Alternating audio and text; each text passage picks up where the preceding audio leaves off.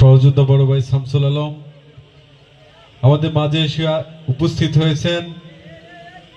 বাংলাদেশ জাতীয়তাবাদী দল বিএনপি কেন্দ্রীয় নির্বাহী সংসদের সহ স্বাস্থ্য বিষয়ক সম্পাদক, বাংলাদেশ জাতীয়তাবাদী দল বিএনপি গাজীপুর জেলা শাখার সংগ্রামিত সিনিয়র যুগ্ম আহ্বায়ক, বাংলাদেশ ড্যাবের সম্মানিত উপদেষ্টা, গাজীপুর সংসদীয় তিনের মাননীয় এমপি মহোদয় অধ্যাপক ডাক্তার রফিকুল ইসলাম বাচ্চু সাহেবের অত্যন্ত বিশ্বস্ত হাতিয়ার, আমাদের শ্রীপুর পশ্চিম অঞ্চলের অহংকার, যিনি এই শ্রীপুর পশ্চিম অঞ্চলকে অনেক উন্নত অঞ্চলের আগে বিদ্যুতায়নের মাধ্যমে এই অন্ধকারাচ্ছন্ন শ্রীপুর পশ্চিম অঞ্চলকে যিনি আলোকিত করেছেন, শ্রীপুর প্রেস ক্লাবের প্রতিষ্ঠাতা সভাপতি, শ্রীপুর ইউসিসি বিআরডিবির চেয়ারম্যান শ্রদ্ধেয় জনাব মাহফুজুল হাসান হান্নান কাকা, উপস্থিত আছেন আজকের অনুষ্ঠানের সম্মানিত উদ্বোধক, মাওনা ইউনিয়ন ছাত্র দলের প্রতিষ্ঠাতা আহ্বায়ক, মাওনা ইউনিয়ন বিএনপির সাবেক সাধারণ সম্পাদক, মাওনা ইউনিয়ন বিএনপির সিনিয়র যুগ্ম আহ্বায়ক শ্রদ্ধেয় জনাব শহীদুল ইসলাম মাস্টার,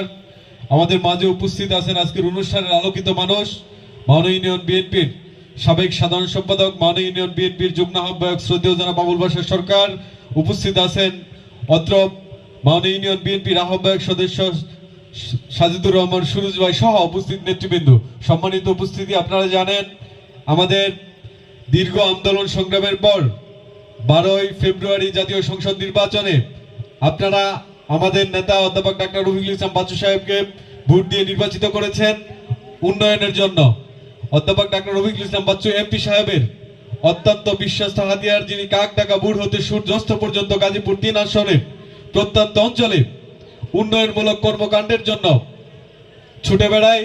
আজকে আপনাদের এলাকায় যিনি প্রধান অতিথি হিসেবে এসেছেন আপনাদের এলাকার মানুষকে কিছু দেওয়ার জন্য। আপনারা যদি দূরে দাঁড়িয়ে থাকেন, নেতৃবৃন্দুর কথা শুনে যদি আপনারা যদি দূরে সরে যান, তাহলে তাদের কাছ থেকে আপনারা কি নেবেন? এই এলাকার রাস্তাঘাটের দরকার আছে, বিদ্যুৎ কমপ্লিট করে ফেলছে আমাদের আজকের অনুষ্ঠানের প্রধান অতিথি। ময়মনসিংহ পল্লী বিদ্যুৎ সমিতির সভাপতি থাকাকালীন উনি এই শ্রীপুরের অনেক উন্নত অঞ্চলের আগে এই অঞ্চলকে বিদ্যুতায়ন করেছেন। উনি হচ্ছে দীর্ঘদিন যাবৎ এই এলাকার সকল উন্নয়নমূলক কাজের জন্য দিন রাত পরিশ্রম করে যাচ্ছে। কখনো উনি একটা রাজনৈতিক পদ বা জনপ্রতিনিধি হিসেবে দায়িত্ব নেওয়ার জন্য ইচ্ছা পোষণ করেনি। আজকে আপনাদের এলাকায় উনি প্রধান অতিথি হিসেবে আসছে। আমরা বিশ্বাস করি এই এলাকার মানুষ অত্যন্ত বিনয়ী, ভদ্র এবং হচ্ছে আত্মীয়তা পরিয়ন।